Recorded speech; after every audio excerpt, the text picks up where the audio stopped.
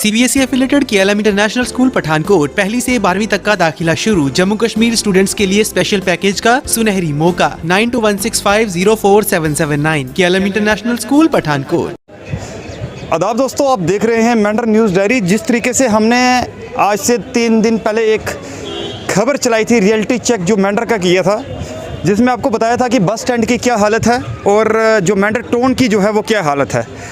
लेकिन आज मैंने कोशिश की कि एक बार फिर आज बस स्टैंड पर आकर जो है आपको एक रियलिटी सच्चाई बताते हैं। मैं अपने वीडियो जर्नलिस्ट से कहूँगा कि वो पहले बस स्टैंड का एरिया दिखाएंगे। आप ये घूम कर देखिएगा कितनी टाटा सोमोस, ये कितनी गाड़ियाँ जो हैं।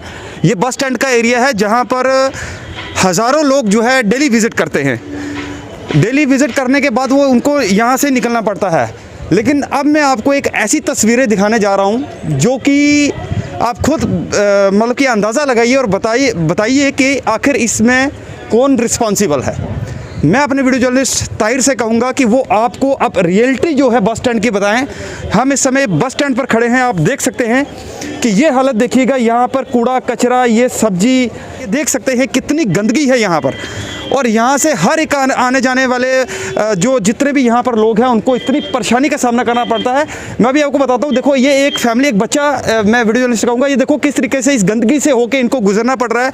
लेकिन आरडीडी डिपार्टमेंट इतने लापरवाह हैं कि उनको किसी की भी सुध नहीं है। सीधा लोगों की जो है हेल्थ के साथ जो है वो खिलवाड़ हो रहा है। आपको बता दें कि कोरोना वायरस एक बार फिर से दस्तक दे रहा है। एक बार फिर से कोरोना वायरस के मामले जो है वो हिंदुस्तान के अंदर देखे जा रहे हैं। और कहीं ना कहीं यहाँ पर भी कोई बड़ी बात नहीं है कि अगर इस तरीके का माहौल रहेगा। आप देख सकते हैं ये रियलिटी है। कई जगहों से जो है हमें मैसेजेस आए। सरपंच साहब जो हैं वो क्लेम करते हैं कि नहीं जी हमारा इसमें वो कोई रोल नहीं है। भाई अगर आपका रोल नहीं है तो किसका रोल है? आप ही ने तो एडमिनिस्ट्रेशन को बताना है।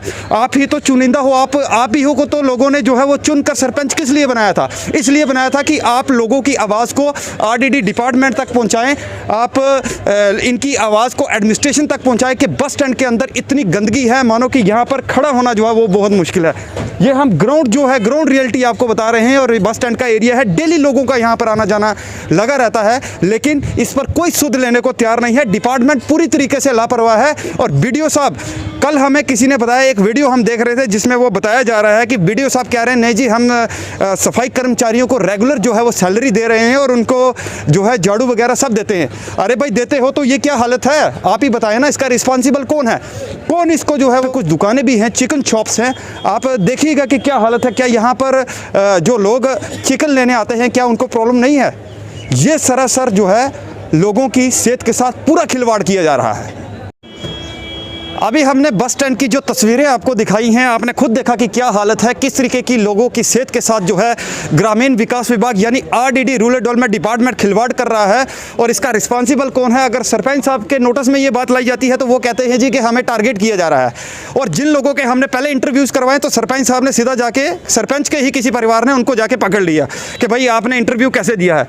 अरे सच्चाई जो ग्राउंड रियलिटी है वही तो कहा है, ठीक है। अब हमारे साथ यहाँ पे ये जो चिकन शॉप्स हैं, ये इनके ऑनर जो है वो खड़े हुए हैं और साथ में कुछ ड्राइवर तबके के लोग भी हैं जिनको रोज़ाना ये प्रॉब्लम जो है फेस करनी पड़ रही है। मेरे साथ यहाँ के ये लोकल जो है, यहाँ जो चिकन शॉप है इनकी, आइए इनसे हम पूछते हैं कि क्या माजरा है, आखिर क्यों नहीं डिपार्टमेंट इतना लापरवाह क्यों है कि यहाँ से जो गंदगी नहीं उठा रहा है। सर सबसे पहले आपका नाम? जी मेरा नाम शहराज अहमद मीर। और शहराज जी, मैं आपसे ये जानने की कोशिश करूँगा, 2 दिन पहले हमने एक स्टोरी चलाई है, आप अपने बारे में बताएं कि ये इतनी देर से जो है आप डेली, आपके पास कस्टमर भी आते होंगे, कितना मुश्किल है यहाँ पे? मतलब अल्फाजों में तो हम बयान नहीं कर सकते। मैं आपको सीधी सी एक बात बताऊं कि यहाँ पे जितना भी कचरा है, जो स्वीपर लोग यहाँ पे झाड़ू लगाते हैं सुबह, और वो लोग क्या करते हैं कि वो कचरा लाके इस ड्रेनेज में डाल देते हैं, जबकि ये ड्रेनेज निकाली गई है ताकि बस स्टैंड का जो पानी या बरसात का जो पानी है वो निकल जाए। लेकिन यहाँ पे इसको आप देख ही लीजिए कि एज ए डंप यार्ड इसको इस्तेमाल किया जा रहा है। और उसकी वजह से आप देख सकते हैं कि यहाँ पे मक्खियाँ और मच्छर जो हैं वो इस कदर फैल रहे हैं कि उससे यहाँ पे हर बंदा जो कस्टमर आता है वो तो एक डिजीज़ लेके जाता है। वो हमारे पास से मीट लेके नहीं जाता है, वो चिकन लेके नहीं जाता है। मैं तो ये कहूँगा कि वो अपने घर वालों के लिए एक बीमारी लेके जाता है। लेकिन अगर हम लोग इस पर आवाज़ उठा रहे हैं तो जिन बंदों के खिलाफ हम बोलते हैं तो वो फिर पर्सनली आके अटैक करते हैं कि भाई आपने ऐसा क्यों किया। उसके बाद मैं आपको बता दूं कि it's very hard to walk here because at the rainy season when you see that a lot of water collected here. और आप देख सकते हैं कि यहाँ पे कितना पानी इकट्ठा हो जाता है, यहाँ पे चलना मुश्किल हो जाता है। मान लीजिए किसी का बच्चा है, अगर वही नाली में गिर जाए तो उसका क्या हाल होगा। जो बंदा घर से अच्छे साफ़ सुथरे कपड़े पहन के आया है, कोई नमाज के लिए जाएगा जुमे के दिन या कुछ भी, लेकिन यहाँ से चलना मुश्किल हो जाता है। और देख लीजिए कि यहाँ पे गाड़ियाँ भी पास में लगी हैं, ड्राइवर्स इंक्लूडिंग गाड़ियों में बैठे हैं, और जो सवारियाँ जो हैं जिन्होंने जाना है अपने टाइम तक वो इस गाड़ी में बैठेंगे। और यहाँ पे इतनी स्मेल है कि बैठना मुश्किल है। वो लोग क्या करते हैं कि बस मुंह पे रुमाल रख के बैठे रहते हैं, मास्क पहन के बैठे रहते हैं। लेकिन सबसे ज़्यादा दिक्कत, सबसे ज़्यादा प्रॉब्लम जो है वो हमें फेस करनी पड़ती है, बिकॉज हम लोग सुबह पे आके शॉप खोलते हैं, शाम तक हम लोग यहीं रहते हैं, और ये पूरी की पूरी स्मेल जो है वो हमारी दुकानों के अंदर ही तो जाती है, वो हमें ही तो बीमार करती है। एक तरफ सरकार जो है वो ये कह रही है कि कोरोना वायरस का काल चल रहा है, हमें ऐसी सावधानियां बरतनी चाहिए, हमें ये करना चाहिए, लेकिन उसके बाद भी हमारा मेन बस स्टैंड मेंढर चलिए, मान लीजिए कोई दूर दराज का एरिया हो तो उसकी बात अलग है, लेकिन ये मेन बस स्टैंड मेंढर का एरिया है और यहाँ के हालात ऐसे हैं वो आप देख सकते हैं, आपकी आंखों के सामने। एक चीज़ मेरे को और बताएं कि इस चीज़ का रिस्पॉन्सिबल कौन है? जिस तरीके से कोरोना वायरस, आप भी डेली न्यूज़ देखते हैं कि एक बार फिर इंक्रीज़ हो रहा है, वापस जो मामले बढ़ते जा रहे हैं, तो एक तरफ जो है प्रशासन, एडमिनिस्ट्रेशन जो है लोगों को एक अवेयरनेस का वो दे रही है मैसेज, तो दूसरी तरफ अगर main bus and public place पे अगर ये हालत है तो फिर बाकी जगहों पर क्या हालत होगी? मैं सबसे पहले ये कहूँगा कि इस चीज़ के ज़िम्मेदार, इस चीज़ की रिस्पॉन्सिबिलिटी सबसे पहले आवाम की है कि जो आवाज़ नहीं उठा रही है। उसके बाद एडमिनिस्ट्रेशन जो है वो दूसरे लेवल पे आती है। जो एडमिनिस्ट्रेशन का अपना काम है वो तो अपना काम कर ही नहीं रहे। एक बार अगर सफाई करवा ली तो उसके बाद कोई इधर पलट के देखता भी नहीं है। मेरे को ये भी पता, आप ये चीज़ बताएं कि इससे पहले आपने अपने से कितने पैसे खर्च के सफाई करवाई? You can't believe on this that I spend 21,900 21,900 रुपया मैंने अपनी जेब से खर्च करके इसकी सफाई करवाई है। वाटर टैंकर्स जो हैं वो मैंने पैसे दे के बुलवाए, और यहाँ पे जितने भी लोग थे उनको मैंने अपनी जेब से पैसे दिए। इवन कि मैं एक चिकन शॉप ही रन कर रहा हूँ, ना कि मेरा कोई बहुत बड़ा बिजनेस एम्पायर है, लेकिन मान लीजिए कि इसकी वजह से दिक्कत हो रही थी, कस्टमर नहीं आ रहे थे, जो आ रहा था वो यहाँ पे खड़ा नहीं हो पा रहा था, तो हमें बहुत ज़्यादा दिक्कत हुई। तो उसके बाद मैंने 21,900 रुपया खर्च किया और ये नाली को मैंने साफ़ करवाया, इंक्लूडिंग मैंने पानी के टैंकर मंगवाए, और उसके भी गवाह हैं, मतलब जिनसे मैंने पानी के टैंकर मंगवाए। आप जानते होंगे मेंढर के अंदर हाजी तुफैल साहब, जिनका पेप्सी का स्टॉल है, उनके पास से मैंने टैंकर मंगवाए और ये नाली को साफ़ करवाया, और 21,900 रुपया मैंने अपनी जेब से खर्च किया। जब मैंने सफाई करवाई उसके बाद किसी ने आके पूछा भी नहीं कि भैया आपने सफाई करवाई नहीं करवाई क्या है। लेकिन जब भी कचरे पे अगर हम लोग ये बोलते हैं कि ये गंदगी है, उसके बाद लोग आके हमसे बात करने वाले हैं कि मतलब आपने ऐसा क्यों किया। लेकिन जब हम लोग सफाई करवाते हैं, जब हम अपने पैसे खर्च करते हैं, उसके बाद तो कोई आता ही नहीं, कोई पूछता ही नहीं, क्योंकि उनका काम हम कर रहे हैं। तो मान लीजिए, मैं तो यही कहूँगा कि सबसे पहले ये पब्लिक यहाँ की रिस्पॉन्सिबल है, जो कि ये सब देखती है और उसके बाद भी खामोश बैठी है। और दूसरे नंबर पर हमारी एडमिनिस्ट्रेशन, वो रिस्पॉन्सिबल है, क्योंकि वो इस चीज़ की तरफ ध्यान ही नहीं देते।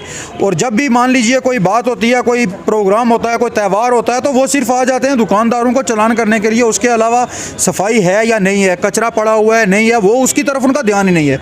उनका काम है सिर्फ और सिर्फ क्या करना कि वो 200, 400, 1000, 500 दुकानदारों को चलान करना और सरकार के खाते में वो पैसे जमा करवाना और सरकार के सामने अपनी वाहवाही करवाना, यही उनका काम है। इसके अलावा और कुछ भी नहीं है। तो ये आपने साफ तौर पर सुना, ये एक शॉपकीपर हैं जो एक चिकन शॉप रन करते हैं, शहराज मीर, जिनका साफ तौर पर कहना है कि आपने खुद सुना कि 21,000 से ऊपर जो है वो अपनी जेब से जो है वो पैसे खर्च करके यहाँ पे सफाई करवा चुके हैं। क्योंकि इस चीज़ का रिस्पॉन्सिबल कौन है? कहीं ना कहीं इन्होंने पब्लिक पे भी एक अच्छा एक मैसेज दिया है कि अगर आप लोग रोज़ाना यहाँ से विज़िट करते हो और आप लोगों को भी चाहिए कि उन तक आवाज़ पहुँचानी। बाकी रही बात, ये तो अभी पार्ट 1 था, पार्ट 2 जल्द जो है हम अपने इस चैनल पर खुलासा करेंगे कि मेंढर में जो डेवलपमेंट के वर्क है क्या हुआ है, वो सब भी हम जो है वो आपके सामने लाएंगे। एक बार फिर से कैमरा पर्सन से कहूँगा कि एक बार ये दुकानों पे दिखाएंगे कि ये चिकन शॉप्स हैं। अब देखो कि यहाँ पर जो लोग चिकन लेने आते हैं और साथ में ही ये गंदगी के ढेर लगे हुए हैं, इसका रिस्पॉन्सिबल कौन है? कौन करेगा यहाँ पे जो है ये भरपाई कौन करेगा? अगर कोई अगर यहाँ का मेंढर का अगर कोई बीमार होता है या कोई किसी को प्रॉब्लम होती है तो उसका रिस्पॉन्सिबल कौन है? ये एक सवाल है। आखिर आरडीडी डिपार्टमेंट इसी बस स्टैंड का लाखों रुपए का जब कॉन्ट्रैक्ट होता है, वो पैसा कहाँ जाता है? जो इन ड्राइवरों से जो है वो टैक्स काटा जाता है या ये लोग देते हैं, वो बताइए कि आप बल्कि क्या डिपार्टमेंट इसका जवाब देगा कि वो पैसा कहाँ पर जाता है? इसका पीछे आखिर किसका कसूर है? एडमिनिस्ट्रेटिव, अगर ये हमारा ये जो वीडियो अगर देख रहे हैं, पूछिएगा रिस्पॉन्सिबल डिपार्टमेंट से, एसडीएम साहब और तहसीलदार साहब, आप भी पूछिएगा कि आखिर लोगों की सेहत के साथ क्यों खिलवाड़। एक तरफ आप कोविड-19 को लेके जो है वो अवेयरनेस करवा रहे हैं, आप तरह तरह की जो है वो कह रहे हैं नहीं जी कोरोना से बचिए, मास्क पहनिए, ये करिए, तो यहाँ पर आके ज़मीनी जो है ग्राउंड पर देखिए ना यहाँ पर क्या हालत है। इस चीज़ का रिस्पॉन्सिबल कौन है? कोई रिस्पॉन्सिबल नहीं है। लोगों की सेहत सरेआम जो है लोगों की सेहत के साथ खिलवाड़ हो रहा है और लोग आवाम जो है इसको काफ़ी फेस कर रही है। वीडियो जर्नलिस्ट ताहिर के साथ मैं Rahi Kapoor, Mendhar news diary, bus stand. KLM International School, Defence Road, Mamoon, Pathankot. Situated at the foothills of Shivalik, the school is pioneer of quality education and academic excellence. The school has fully functional and well-equipped smart classes, music rooms, dance room, art gallery, hockey club and sports club. Myself Stanzin from Leh Ladakh. I'm studying in KLM International School. The KLM International School is one of the best schools in whole Punjab for girls. They not only support us in studies but they also motivate us in sports, cultural activities and many activities. At last I would like to say that join KLM family and make your future bright. Thank you. We also have well-equipped laboratories like computer lab, physics labs, maths lab, home science lab. Fully well-furnished and air-conditioned rooms are available separately for boys and girls. The school also offers you mess faculty where delicious and nutritious food is served.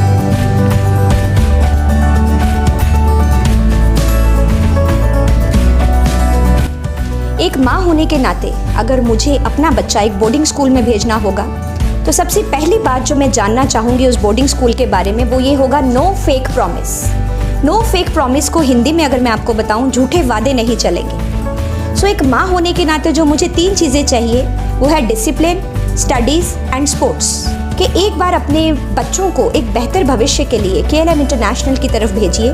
खुद आके देखिए कि boarding की studies आपके बच्चों के लिए क्यों इम्पॉर्टेंट है, क्यों एक रूटीन में पढ़ाई ज़रूरी है। तो इंशाल्लाह आपके बच्चे का भविष्य बहुत ही ज़्यादा सुरक्षित रहेगा और इसके लिए आपको एक बार स्कूल में विजिट करना बनता ही है। For admissions from nursery to +2 all streams, kindly contact 92165 04779 and 92165 05779.